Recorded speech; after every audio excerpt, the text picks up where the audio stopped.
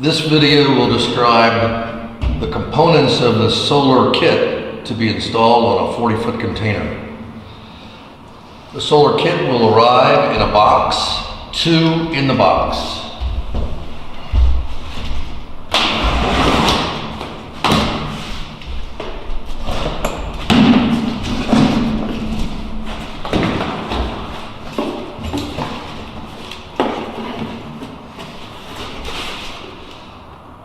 One of the miscellaneous components for one of the solar kits, and the other miscellaneous components for the other. Below those you'll find boxes like this. Each of these contain one solar panel.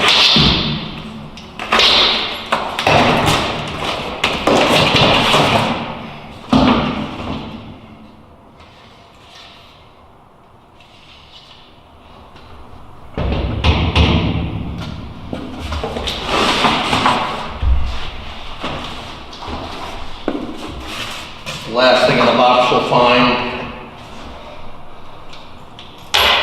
are the batteries for the solar panel and a battery bracket that attaches to the container to hold it in place.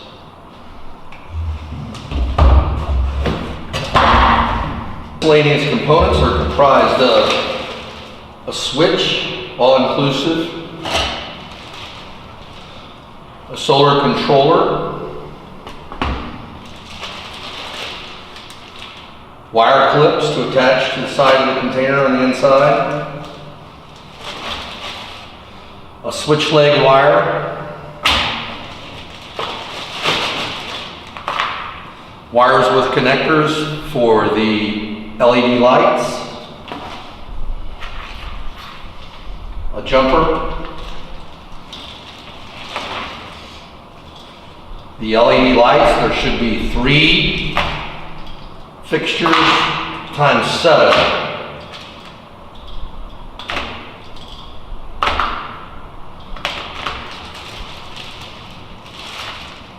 And self-tapping tech screws to install the charge controller, the battery, the panel on the roof, and the switch in the wall.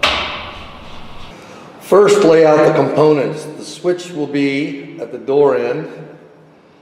Then you can get the wire that has all the leads to it and lay it out along the right side of the container. You'll notice there are 7 leads in the wire. You'll want to lay it out the full length of the container on the right side. At the end of the container, in the back, you'll be installing the charge controller, the battery and the bracket using the screws, and you will need the switch leg wire and the jumper wire for the battery to connect to the charge controller. You'll mark the top of the container where the LED lights go based upon the diagram provided.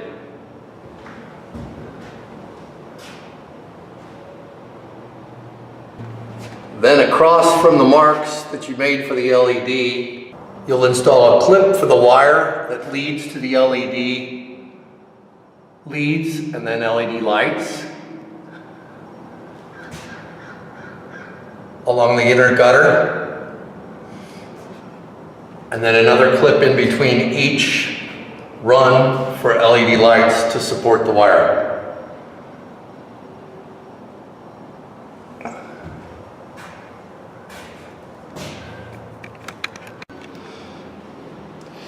Peel the 3M tape, double stick tape off the back of each LED fixture. Center it in the middle of the roof of the container and install them as such, with the leads, of course, leading to the right edge of the container as you're looking toward the back. After you install the lights with the double stick tape, you want to run a bead of sealant on each side of the fixture. Just silicone should be fine. Hang the battery bracket on the gutter, interior gutter, about 3/4 of an inch down, 1/2 inch and 3/4 of an inch down off the roof. Ultimately it will look like this.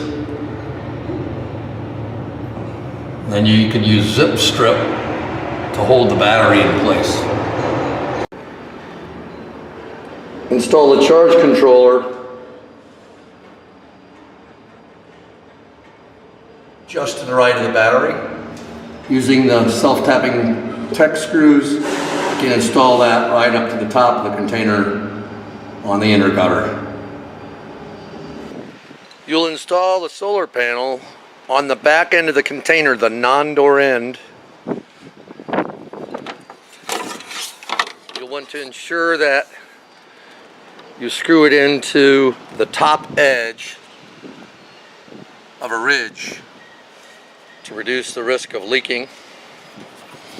You'll also have to screw a hole in the top rib of the container to install and drop the wire from the panel into the container. Also do that on a top rib in order to reduce the risk of leakage.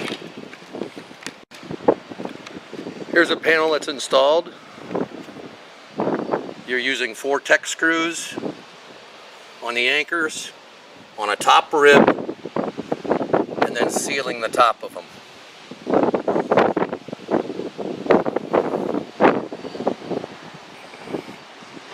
Now I know there's concern about stacking containers, but this panel is small enough it fits inside the tunnel of a 40-foot container on the back end or the nose end, so that a good forklift driver can set one container on top of another without damaging the panel.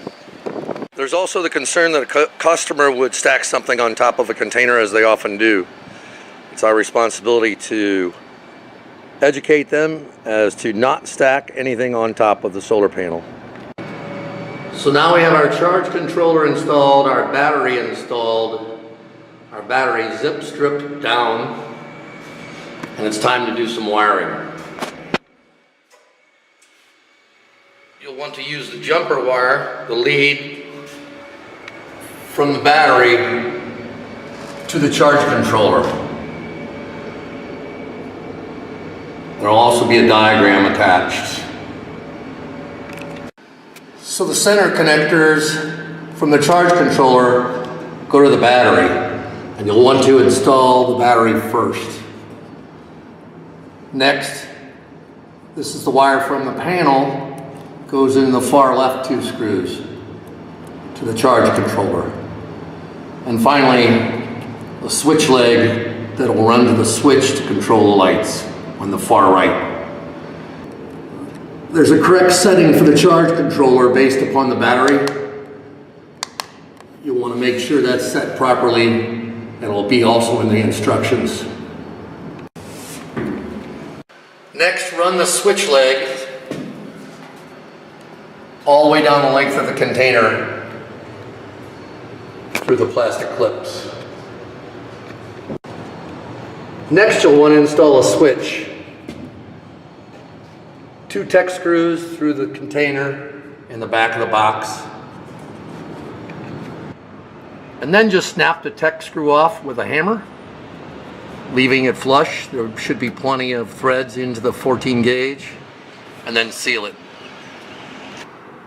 So when wiring the switch, it's a little different than AC. Since it's DC, all we need is a gate. You take the lead from the charge controller, red wire on one contact, lead from the lights, red wire on the other contact, and then wire the 2 blacks together. You can use one of those little connectors. If you could find a small wire nut, you could use that, or you could just get them together good and then tape them.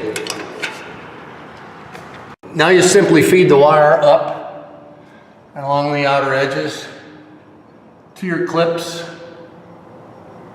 then across, and crimp them into the feeds for the LED lights. Follow that process all the way down.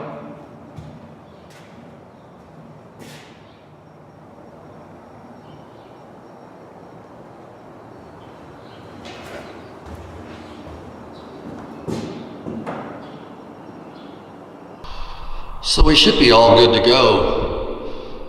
Everything's turned on. I've got the door partially closed and the lights work.